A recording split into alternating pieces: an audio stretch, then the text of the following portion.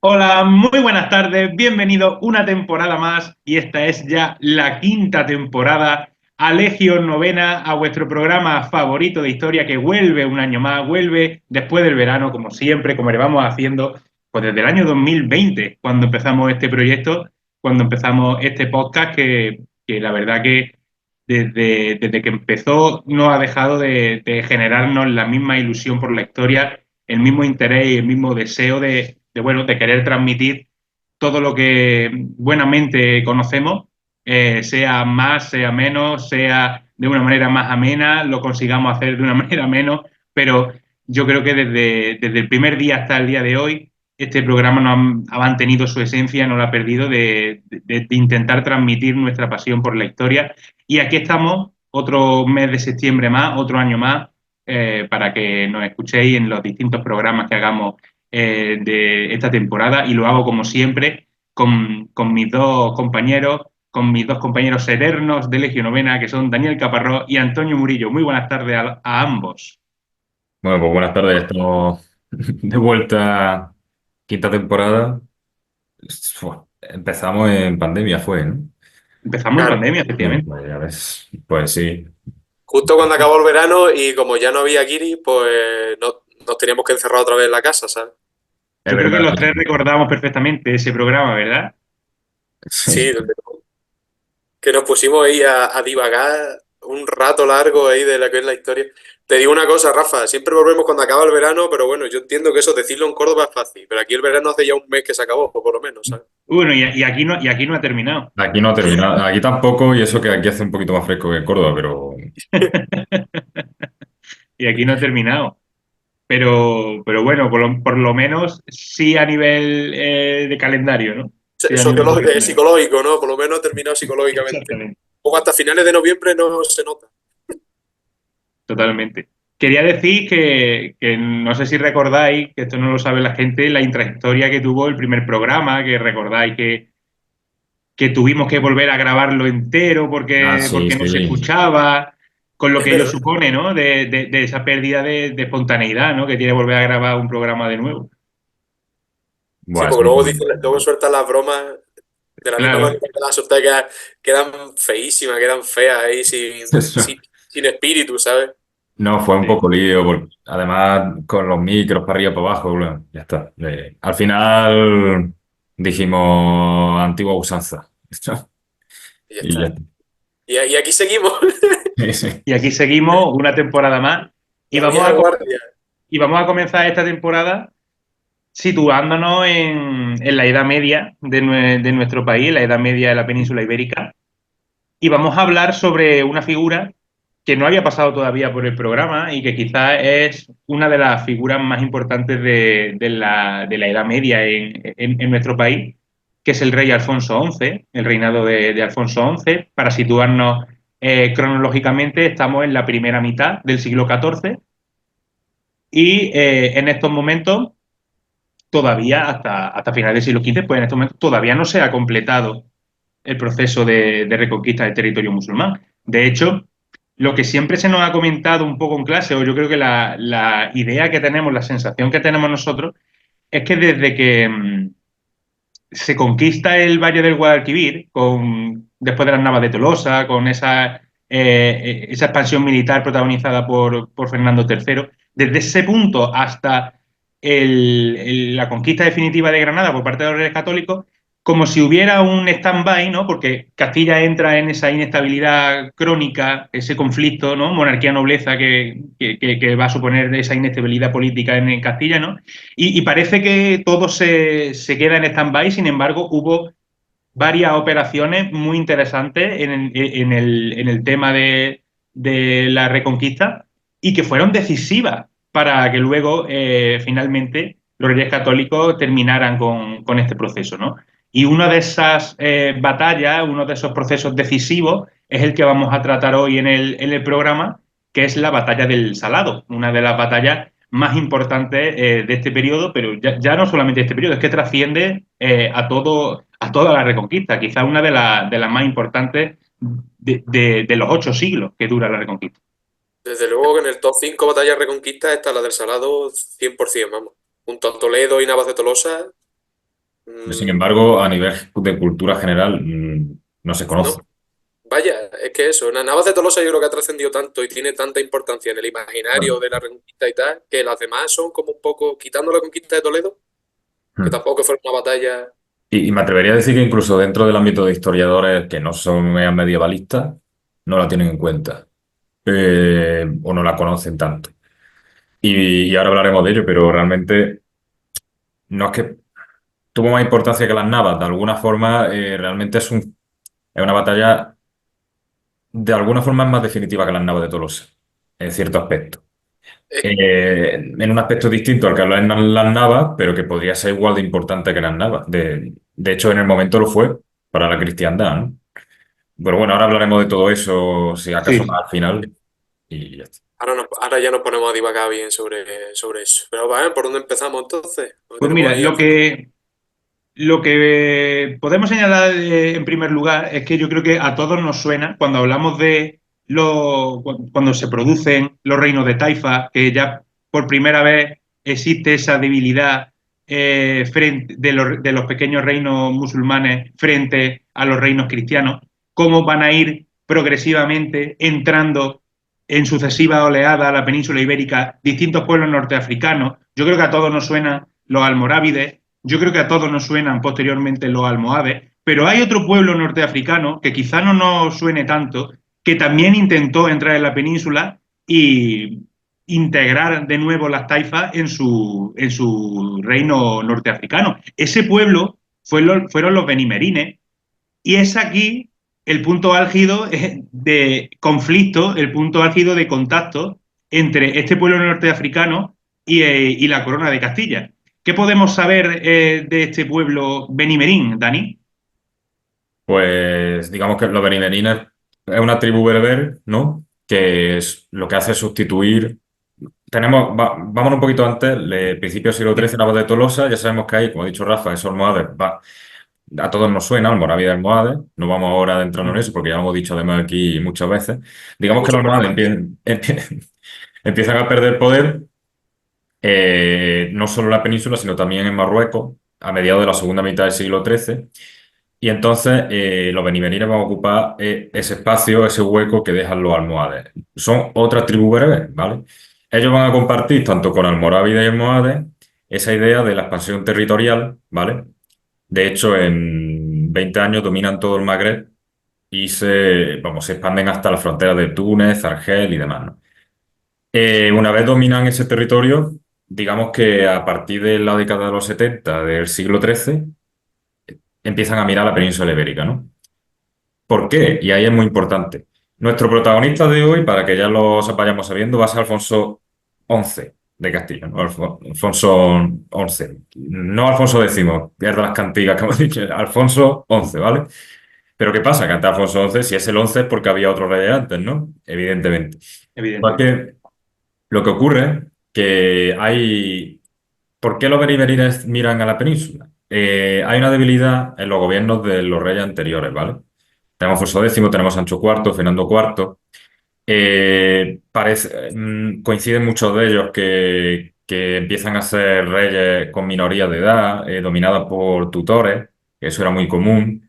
¿Y qué pasa? Que realmente esos tutores miran más por sus intereses propios, ¿no? que por el del reino. De hecho, luego hablaremos en general de la idea de Alfonso XI como el rey caballero, que es un poco lo que él expande, ¿no? Y entonces, pues bueno, ya eso es más complejo, ¿no? Pero hay una asedio en Tarifa, que es reconquistada luego en 1292 por Sancho IV.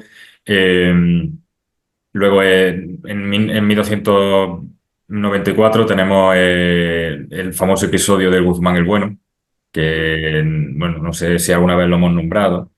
Eso sí Creo que... que no, pero Creo que vamos, no. creo que todo el mundo conoce la historia de Guzmán el Bueno, ¿no? Aquí tiene una rotonda con una pedazo de estatua increíble. Y la casa suya y todo. Las tropas benimerines dijeron, tenían a su hijo, le dijeron, o rinden la plaza o matamos a tu hijo. Y él dijo, pues ya está.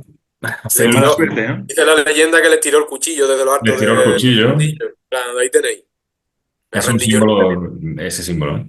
Y bueno, ya está. Digamos que fueron repelidos en Tarifa, pero poco a poco fueron extendiendo su influencia en Granada. Granada en estos momentos, para no adentrarnos mucho aquí, no directamente a la batalla, está como a veces con Castilla, a veces no. Al final Granada es un reino que se funda desde el primer momento, porque Fernando III, el Santo, el que conquista Córdoba, Sevilla y Jaén, los deja hacer, ¿vale?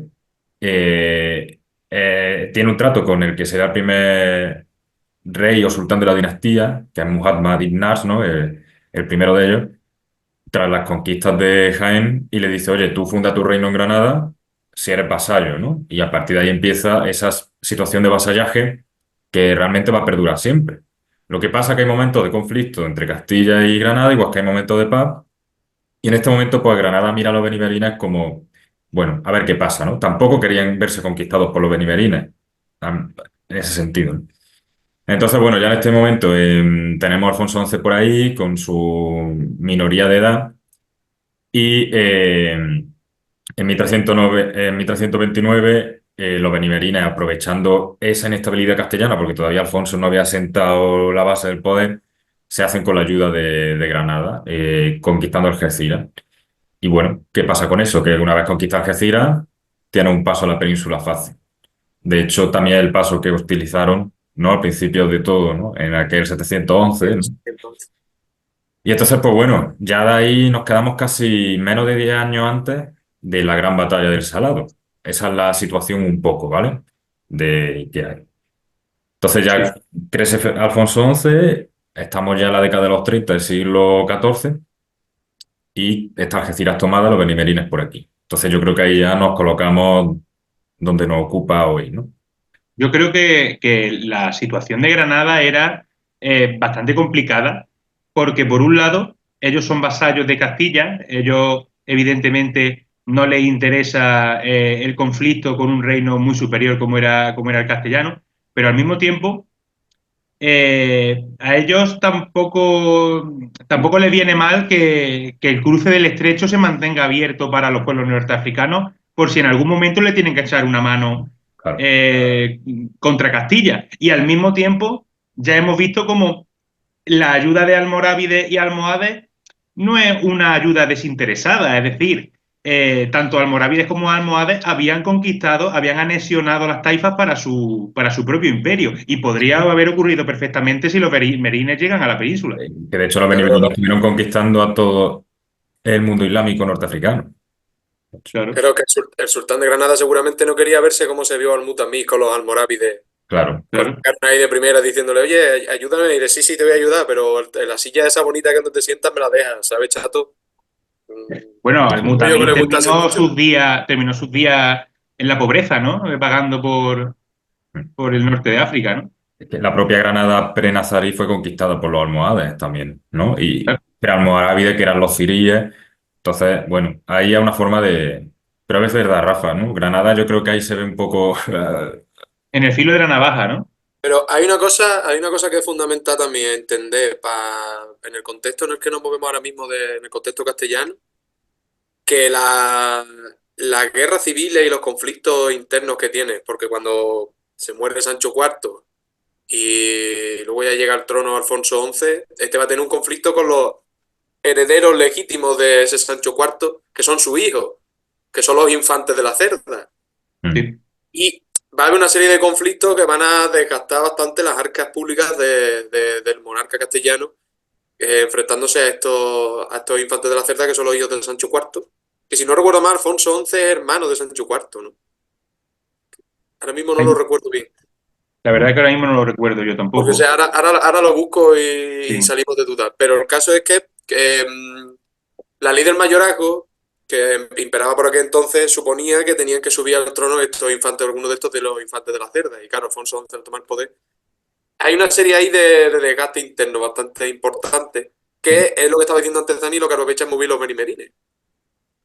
Ese Sí. momento. Y es que la batalla del Salado es tan importante porque es que es la cara o cruz del reino que se la juega ahí un poco. Si llegan a perder esa batalla.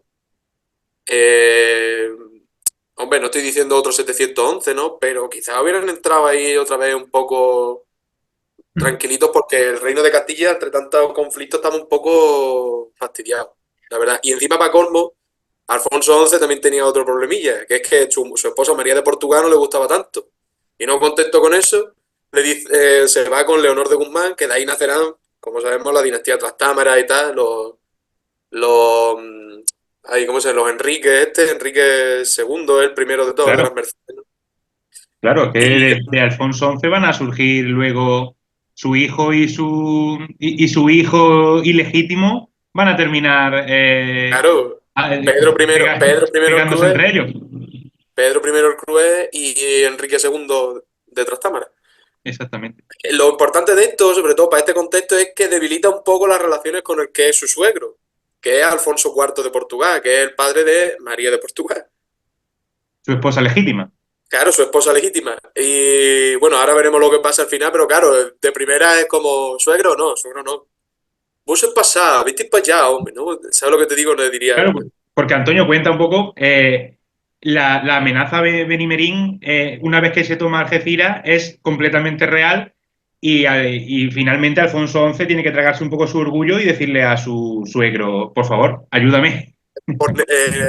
necesito ayuda, suegro. Es que los Pues benimerines, obviamente, suegro le dijo, tocayo, tocayo. Tocayo. claro, también, porque no, otra cosa no, pero era el nombre de moda por aquellos años. Alfonso, sin duda, vamos, tenemos, este es el 11 y luego no vuelve a ver el 12 no es hasta el siglo XIX, o sea que imaginaros Ya ves. que hay un poco menos. Y Alfonso IV le recibe y le dice, ah, ahora sí me entiendo. Ahora, ¿eh? A pillo de la puta. Literal- literalmente, fue leer el prospecto de las toallitas de bebé. Fue. Entonces la El caso, cuestión es, ¿qué está pasando? Entonces, ¿qué tenemos? A los benimerines que ya en Algeciras, ¿no? Y a los Alfonso que se ponen de acuerdo en ir para allá, ¿no? ¿y qué hacen los benimerines? Porque ahora no es que estén diciendo, oye, me gusta este campo de batalla, venid para acá que nos vamos a dar de palo y así. No, no, no, no. Los benimerines se han ido, y como antes tienen ya una plaza importante, van a por otra. Claro. De Que está ahí. hecho, ellos realmente quien va a elegir el campo de batalla son las tropas musulmanas. Porque va a ser, eso ahora hablaremos también. Si queréis, puedo contar cómo se distribuye el ejército. Hay un artículo de Julio Isaac Meijueiro, que es que es un apellido, lo siento por Julio Isaac, de no pronunciarlo bien. Tiene un artículo muy interesante en Despertaferro y trata eso muy bien. Entonces, los dos Alfonso se reúnen en Sevilla Sí, y reúnen sus tropas y van hacia, bueno, hacia Algeciras, ¿no? La cosa es, para que nos situemos, la propia batalla del Salado, tiene lugar además en una fecha muy cercana a la nuestra actualmente, el 30 de correcto. octubre esto no ha sido ha sido casualidad, no, la verdad es que no, no lo habíamos pensado, el 30 de octubre del 1340, ¿no? Ahí es donde se va a dar la batalla. Para que entendamos, ya hemos dicho, ¿por qué se da esta batalla? Porque los benimerines es ahora mismo la amenaza principal para la cristiandad peninsular y no solo peninsular, porque ahora hablaremos que esto tiene, como he dicho antes, a nivel cristiandad Europeo tiene su europea, repercusión. exactamente. Entonces, ¿cuáles son los que se van a enfrentar? Por un lado, bueno, realmente la batalla va a ser cerca de Tarifa, en el estrecho, en el estrecho de Gibraltar. Por un lado tenemos a Alfonso XI y Alfonso XI de Castilla y Alfonso IV de Portugal, y por otro, al sultán Benimerín, que vamos a ponerle nombre al protagonista, que es Abu al-Hassan, que a su vez es ayudado por uno de los reyes más conocidos de la historia de Granada, más allá de Boabdil, que ya, otros reyes como Mulay Hassan, que son de finales. Sí. O el propio Muhammad, que es el fundador. Exactamente, el propio Muhammad, es Yusuf I. Yusuf I de Granada es el rey en este momento y esta batalla, pues al final, bueno, ahora vemos cómo se va desarrollando un poco. Eh, por aquí quería decir, es que no encuentro dónde tengo. La cuestión es que realmente los castellanos pues buscaban combatir en campo abierto, ¿no? Pero los norteafricanos, o sea, los benimerines realmente y sus aliados, cuando saben que los cristianos vienen, levantan el asedio que estaban formando en Tarifa, de hecho queman las máquinas de guerra y se se van para atrás, ¿no? Adoptan una posición muy defensiva. Ahora veremos dónde. De hecho, Abu al-Hassan confía en que él tiene muchas más tropas que los cristianos. Ahora haremos una comparación de números y dice, bueno, si cojo un sitio estratégico escarpado, mm, que sea complicado y encima tengo más hombres, ¿no? Pues lo normal es que yo gane. Eh, entonces, digamos que los musulmanes erigen ese territorio en torno al río Salado, ¿vale? Y se posicionan en una situación ventajosa, ya digo, escarpada y demás, ¿no? Porque además los musulmanes, en este caso los benimerines y bueno, en general los musulmanes durante la guerra en la Edad Media tenían una táctica que era la de acosar con la jabalí la caballería, digamos, ligera, acosar, huir, acosar, huir. Entonces ellos también pretendían jugar con eso. Luego al final no les salió tan bien, pero bueno, Les gustaba provocar la desbandada en el enemigo para luego exactamente. rematarlo fácilmente cuando estaban desorganizados. Es algo que Pues también vimos en el caso de los partos, por ejemplo, cuando hablamos de la batalla de Carràs contra Roma, algo así parecido, ¿no? Bueno, y y pero esa esa es una táctica técnica, viene desde el inicio de la conquista musulmana de la península. Sí, también, y también. sí, esa técnica es de la tardo antigüedad, si la podemos llamar así, de Mm. principio de la Edad Media. Vaya. Una cosa, antes de que se me olvide, la acabo de mirar, y no es que fuera hermano de Sancho IV, es nieto suyo. O sea, Sancho IV es su hijo Fernando IV, y a su vez Fernando IV es el padre de Alfonso XI. Lo que pasa es que al morir en esas circunstancias de tanta inestabilidad y demás, sus hermanos, que son los hijos de Sancho IV, son los que pretenden, pues eso, Claro. eh, tomar el Y trono y en por la lugar de... propia juventud de Alfonso. Exactamente. Alfonso es muy niño cuando recae sobre él la corona. Claro. Claro, es que Fernando IV básicamente es un rey que no apenas se ve, es como Felipe I. ¿Quién es Felipe I? Mm. ¿Eh? Eso le Y Luis pasa. I, Ese yo creo que hasta te la has inventado. no, ese es el rey con el reinado más breve de la historia de España, que es hijo de Felipe V. Es un Borbón. Y que dura 35 horas. Dura 8 meses, creo, o así. Bueno, ya dura más que cualquier intento de Claro. independencia de Cataluña, de los 5 que tuvo. Eh, Sí. Bueno, Bueno, total, estamos aquí poniendo las piezas en el campo de batalla. esa técnica que he comentado se llama tornafulle. Se usó tanto en la batalla de Arcos como en la batalla de Navas de Orosa y eso, consiste en fingir que huyes para luego tirarte saeta y jabalina y bueno, una táctica un poco perruna, ¿no? Vamos a decir. Así que bueno. Bien, ¿cómo se despliegan los ejércitos? Que esto a lo mejor es un poco pesado, pero lo he resumido mucho, así que no. Pero bueno, para que tengamos idea de cómo se hace la batalla. La batalla no es a lo loco. No. Es cierto que en la Edad Media tal vez no haya unas tácticas militares tan profusas como la que vamos a ver en la guerra napoleónica, pero que tampoco era un campo de batalla loco. Había unos tempos y unas cosas, ¿no? Entonces, el ejército de los castellanos, de los cristianos, se despliega en 5 cuerpos, ¿vale? Una retaguardia, que además ahí tenemos grandes nobles, ¿vale? Como es Gonzalo de Aguilar, que es el concejil de Córdoba en ese momento, y Pedro Núñez de Guzmán, que es un noble leonés también. Ahí están las tropas de peor calidad, ¿vale? Luego tenemos el núcleo del ejército, que está Alfonso XI, quien lo comanda. Luego tenemos un flanco derecho con Álvar Pérez de Guzmán, que, bueno, pues lleva sus propios caballeros. En el flanco izquierdo tenemos a el rey de Portugal, Alfonso IV, y con sus huestes portuguesas, más otros castellanos que le ayudan, y luego una vanguardia formada, digamos, por lo más importante de la nobleza castellana de ese momento. Esta batalla además es muy importante porque Alfonso llama a los principales nobles del reino, ¿vale? Está ahí la élite, claro. Está la creme de la creme. O sea, que es Di, como si di- di jugase quién los está, galácticos, ¿sabes? di quién está ahí también, que yo me hizo mucha gracia cuando lo leí que estaba por ahí también. No recuerdo, no recuerdo. No sé, don Juan Manuel, ¿sabéis quién es, no? sí, El escritor del Conde Lucanor y todo eso, ahí Ah, sí, está por cierto, ahí. cierto, es verdad, es verdad. Bueno, cierto, y por parte de los cierto. musulmanes estaba también Al-Hatib, que también fue, de hecho, cronista también de la batalla. Sí, había, aparte de los nobles, exactamente, estaba ahí. Claro, es que esta batalla, vemos que es una batalla principal en este momento. Entonces Sí, sí, acude, el llamamiento es, de hecho, ahora hablaremos de eso porque es cruzada también. Esta batalla es cruzada Sí, porque tiene una bula papal, ¿vale? En la fuerza musulmana tenemos la retaguardia, con unos 6.000 efectivos de caballería. Eh, y luego, pues, reserva que guardó Abu al-Hassan, pues, por lo que pudiese pasar, ¿no? En el Sí, para centro, reforzar las zonas más débiles en cualquier claro, momento, tal. exactamente. Porque él, de hecho, tenía, de alguna forma, tenía previsto una huida que le sirviese de forma estratégica, por así decirlo. En el centro está el propio Abu al-Hassan, igual que ocurre en el otro lado. En el flanco derecho está Yusuf primero, es decir, ¿esto qué significa? Que los portugueses se enfrentan a los granadinos directamente. Ahí hay una batalla, hacia una parte de la batalla es portuguesa contra granadinos, y en el flanco izquierdo está el hijo de Abu al-Hassan, que se llama Abu Numar, que protege la zona más cercana a la ciudad de Tarifa, que era la zona más débil de los...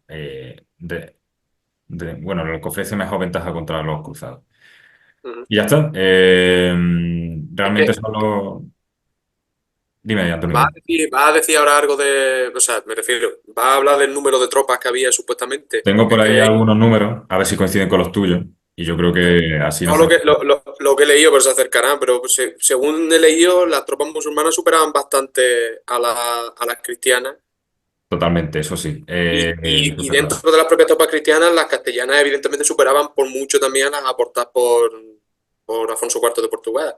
Que por eso le dan como mando libre en plan tú contra el de Granada, venga, los dos, como los dos ayudantes, ¿no? Se pelean por su lado. Y Exactamente. los dos tochos, ¿cómo se llamaba el Benimerín? Que ahora no me acuerdo.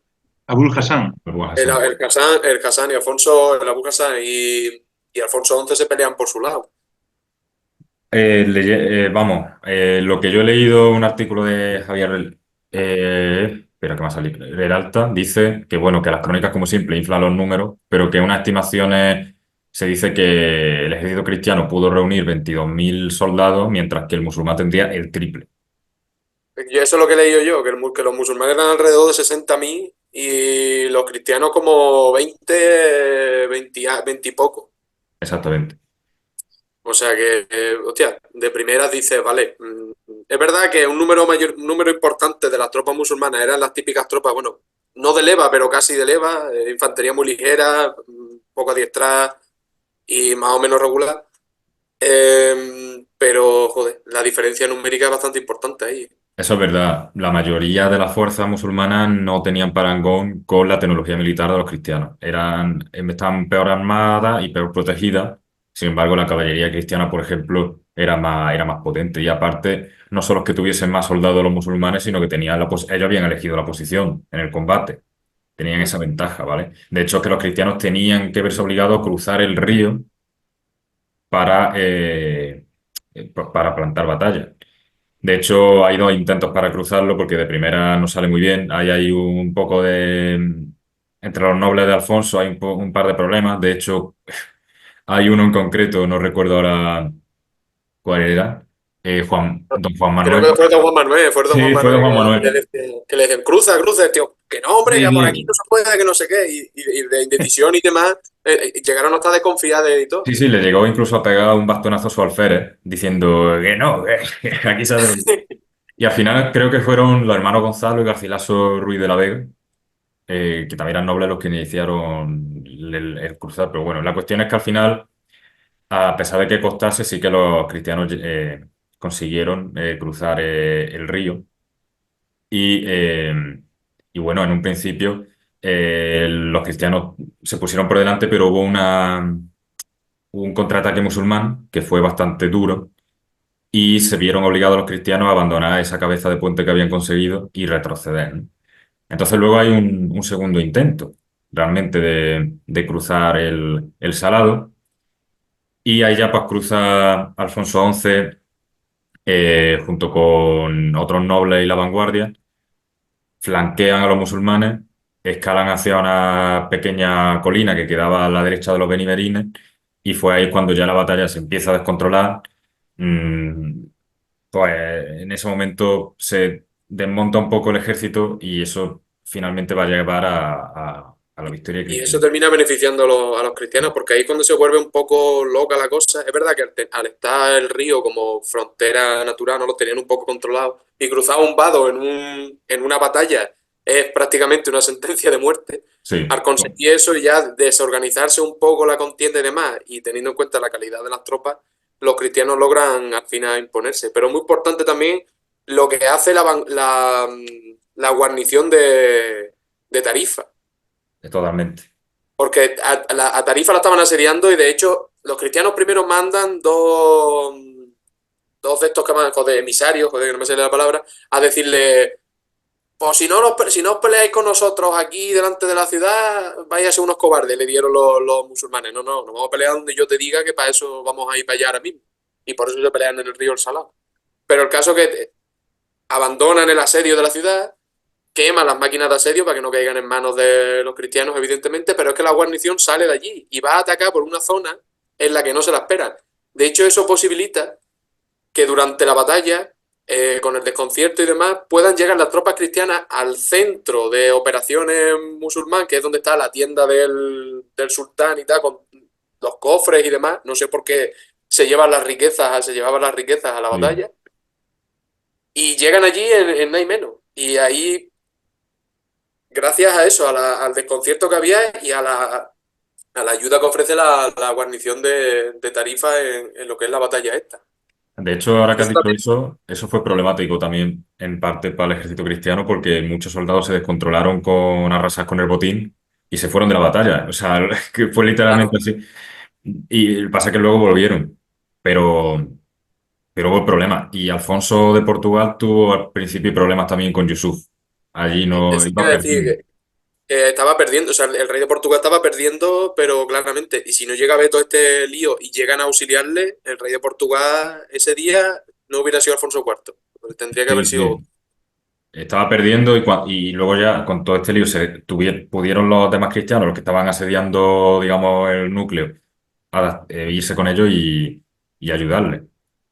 Entonces, al final, digamos que la batalla no, por mucho que Alfonso XI estuviese en el centro y tal, no es que se decidiese únicamente por el centro, sino que fue una serie de maniobras de todas las sectores del ejército que, bueno, consiguieron superar tres cuestiones: el río, la posición estratégica de los musulmanes y la mayoría y el número de soldados que era mayor, ¿no? El del enemigo. Todo esto muy, muy resumen. La batalla fue realmente, tuvo mucho más movimientos, pero no vamos a ponernos aquí modo Risk, porque No, no, aburrimos porque personal. ni es Pero plan ni somos nosotros especialistas en esto tampoco, ¿eh? la idea Lo es que, esa. lo que sí hay que tener en cuenta también es que la batalla no fue la típica esta que nos podemos imaginar que dura días y No, semanas. claro. Fue literalmente no un rato, pero sí un... ¿Qué fue? Se produjo en un día. Sí, sí. Tiene su Esa mañana. fecha. Se decidió en Fue la Tiene esa su mañana. fecha. jornada, se decidió en la jornada, ¿no? Fue esa mañana, ¿no? O sea, si Sí. empezó como... He leído por ahí que empezó como a las 10 de la mañana o cosas así, cuando ya no molestaba el sol de frente, Sí, exactamente, cuando no ya molestaba no. el sol. Sí. Según las Y, crónicas, eso sí. y que estuvieron, lo mejor que estaría para la hora de comer, dijeron, pues a buena hora ya, vamos a parar. Hombre, es Hombre, que no. si cayó en Hombre, no. domingo, habría que ver en qué cayó el 30 de octubre. Si que Claro. cayó en domingo, había que hacer un arroz. Entonces, pues si iba a ser un poco tarde, tú sabes que... Claro, Igual se terminó para la hora del vermú. Claro,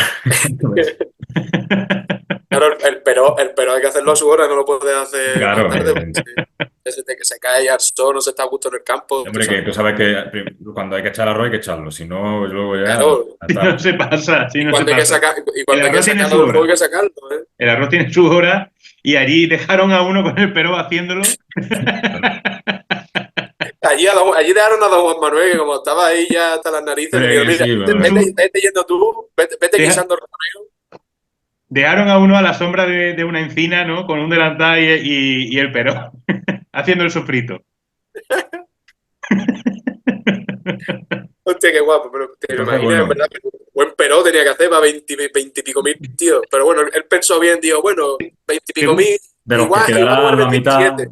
claro, quedará la Seguramente mitad. salió soso. Seguramente salió soso. Cuando se hace para tanto, Hombre, la sábora que entonces Claro, no claro. era. No había asa para una paella para 22.000 tíos, ¿eh?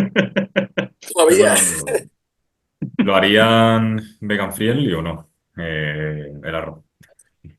Entonces era la mitad eran mucho nobles. cerdo, ¿no? Después de ganarle a los berimerines, mucho cerdo, ¿no? Claro, eso sí. Oh, sí, que claro.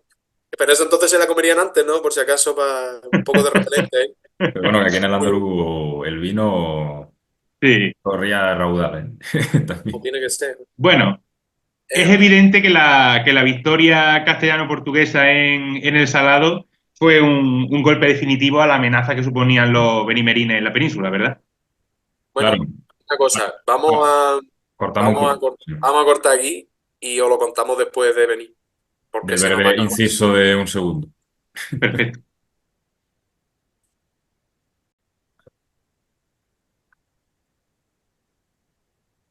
Decíamos que la victoria de las tropas castellano-portuguesas en la batalla del Salado supusieron extirpar de raíz la amenaza de los benimerines, eh, de que pudieran cruzar el estrecho, ¿no? Y conseguir conquistas territoriales en la península ibérica.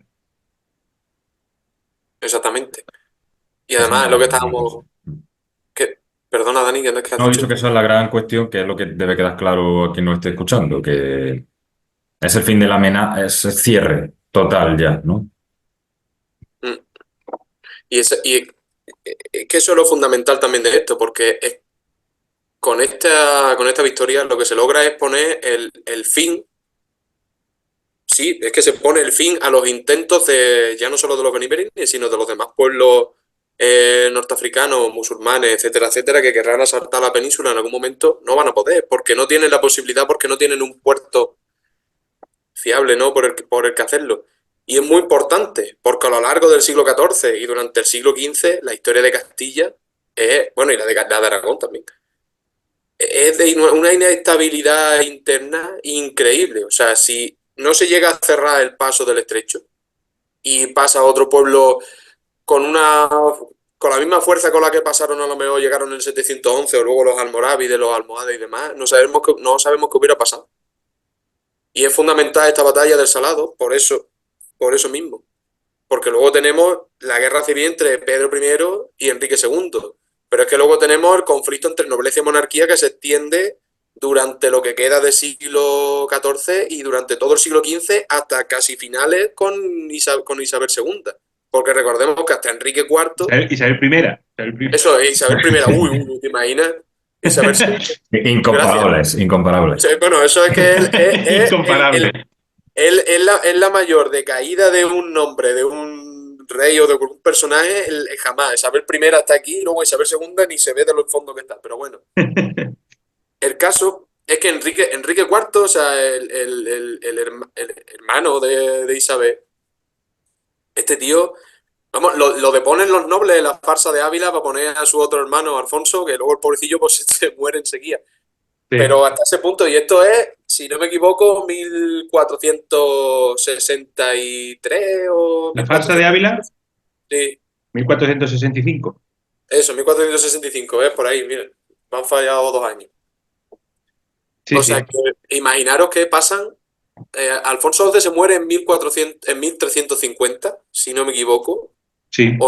con la peste. Sí, con la peste. De hecho, 1350. muere de peste, exactamente. De la gran Alfonso peste XI de ese muere de siglo que peste. asola Europa, es esa peste famosa que todos conocen. Y la del Decamerón, vaya, la peste negra, la famosa, es la que se lleva Alfonso XI. Pues muere en 1350, 115 años después, eh, un problema que va a desatarse ya en todo su límite, en todo su esplendor, a su muerte, porque él sí va a ser un rey fuerte, va a seguir 115 años después teniendo prácticamente la misma importancia. 115 años que hablando en historia, en plan, siglo XV, siglo XIV, parece que está muy cerca. Y en realidad lo está, pero pararos a pensar en el momento, ¿no? O sea, no está Es lo que cerca. supone a día de hoy, claro. Claro, 115 años, o sea, bueno, pues tú puedes vivir un rato de lo que hiciera, yo qué sé, Juan II, que también era bastante pelele, el tío. Si no llega hasta ahí Álvaro de Luna, el condestable, se lo hubieran comido los nobles vivos y con patatas, vaya. Sí. También para Granada tiene una importancia manifiesta la batalla del Salado porque ya se les va a cerrar la puerta definitivamente del norte de África a posibles ayudas que le vengan en un eventual ataque de Castilla. Totalmente, ya queda aislada. De hecho, ha dicho Antonio, es el fin de las incursiones norteafricanas en Occidente, pero es que es el principio incluso de las occidentales en el norte de África, porque esto va a llevar a que los cristianos peninsulares conquisten plaza en el norte y la más importante también para nosotros es la conquista portuguesa de Ceuta en 1415 por ahí, ¿no? 1415 exactamente.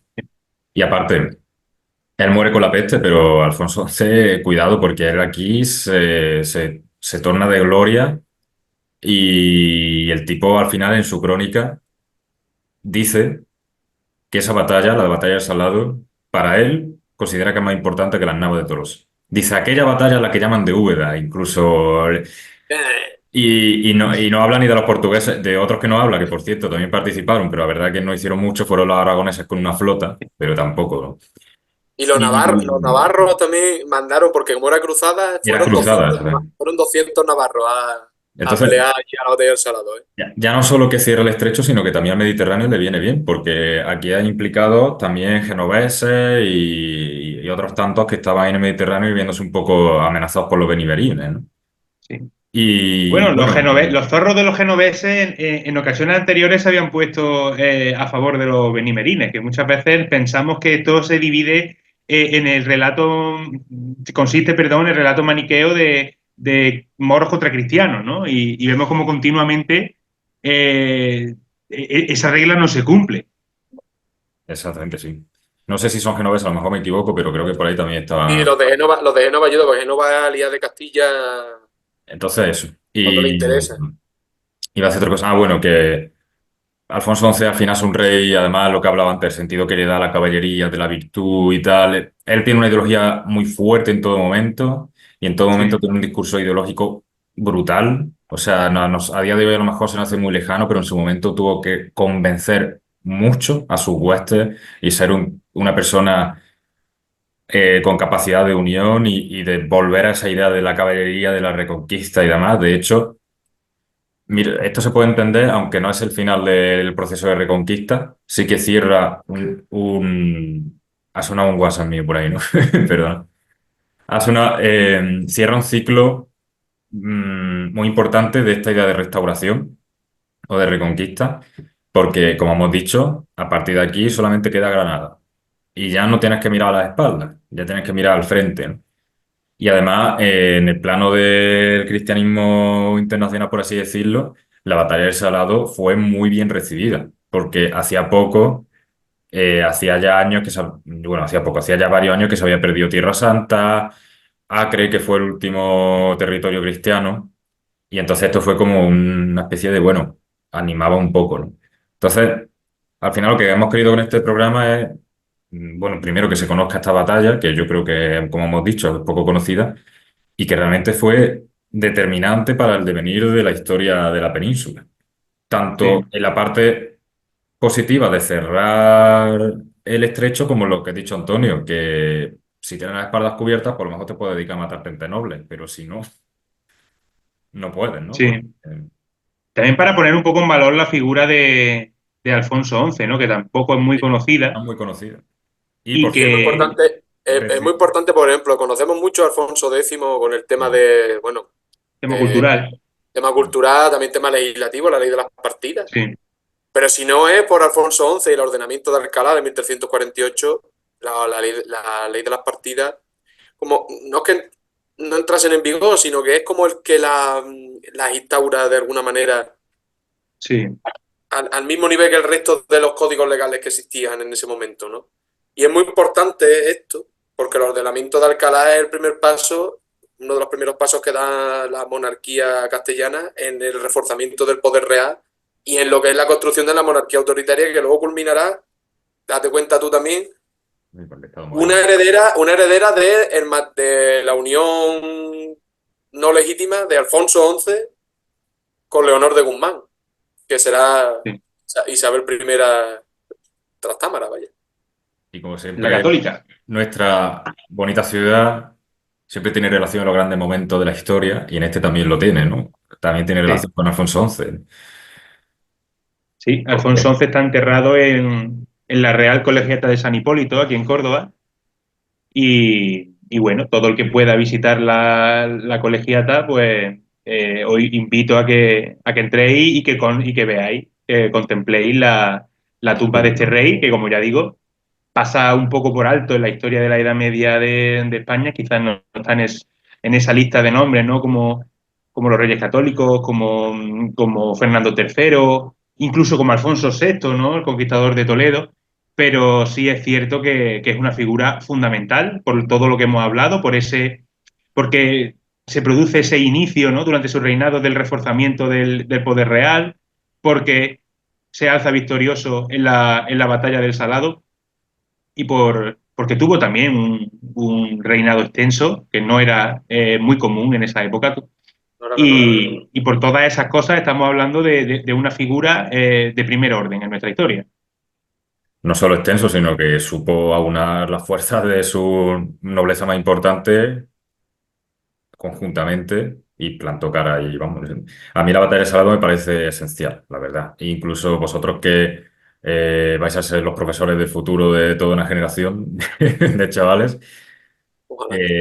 yo os pregunto, en los libros de texto, en la parte de Edad Media entiendo que no se puede extender mucho porque al final he reducido el temario, no es la universidad, pero la batalla de Muy Salado se poco. nombra en algún momento. Es que Se en la Edad nombra Media, la Edad Media es un tema de primero de la ESO, ¿no, Rafa? Y a lo mejor medio de tema de segundo segundo, de bachillerato. segundo, de segundo de la ESO y también en bachillerato. Lo que pasa es que en bachillerato pasa completamente de largo Eso es porque verdad, hay de que llegar segundo. rápido a los temas de contemporáneos. Claro que son los que van a selectividad, ¿no? Sí, Claro. De esto solo caen preguntitas cortas. Entonces, si acaso, si te da tiempo, lo mueves las navas, ¿sabes? sí. Bueno, pues Entonces, vosotros, nada, y vosotros, un día no especial se para Batalla de hace, Salado. no se hace justicia, no se hace justicia a la dimensión verdadera que tuvo. Y esa es una cosa que ya lo digo desde ya y va para todo el mundo y va para lo que va a ser esta temporada. Estamos últimamente muy medievales, ¿vale? Por lo que sea, estamos muy medievales. O sea, si este año hay muchos capítulos que son mm, el siglo XII, no sé, no, muchas cosas van a ser hablar de la Edad Media en el momento que sea de la Edad Media, pero van a ser así, porque lo hemos hablado y ya está. Y vamos a hablar de lo que nos apetezca, ¿no? Vamos a hacer uno de contemporánea. Bueno, pues si nos apetece lo haremos, si no, no. Bueno, ¿Vale? también a ver qué dice nuestra audiencia, ¿no? Porque nuestra audiencia muchas veces es muy sorprendente, ¿no? Y de repente el programa más escuchado es sobre la guerra de Vietnam. Sí, Bueno, Así pues, que yo nunca con eso sabemos por dónde todavía va a estoy salir. estudiando. eso fue una cosa loca, pero bueno. Bueno, Que el programa más escuchado en Ivo de Legio sea uno que hicimos además en plan de estos de vamos a hablar de la guerra de Vietnam, pues porque no sabíamos de qué habla y sea el más escuchado. Bueno, vale. Cabrón, ¿te interesa más te interesa más la batalla es que no sé, decir ni una ciudad ahora mismo de Vietnam? ¿Te interesa más la guerra de Vietnam de los putos yanquis que la historia de tu país, desgraciado?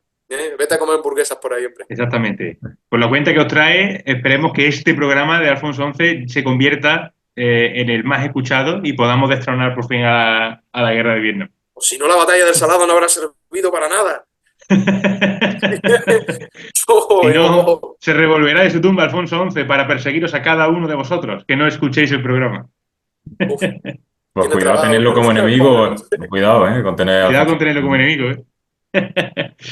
Pues bueno, chicos, no sé si queréis apuntar alguna cosilla más antes de cerrar el programa. Todo bien, Yo creo todo que queda se todo ha dicho, quedado. ¿verdad? Sí, Está todo bien. Pues nada, Dani, Antonio, un saludo muy grande y bueno, nos seguiremos viendo durante toda la temporada, que seguro que la disfrutamos. Pues como siempre. hasta la próxima. Venga. Pues bueno, chicos, como ya digo, seguimos escuchándonos a lo largo de esta temporada. Cada 2 semanas habrá nuevos capítulos, salvo que, bueno, pues la dinámica de estos meses nos lo impida, pero esperemos que, bueno, tengamos esa continuidad, que es lo que todos queremos, y podamos traeros nuevos capítulos, nuevos programas, con nuevas historias que contar en este programa. Y nada, que seáis muy felices y nos vemos en el próximo capítulo. Hasta luego.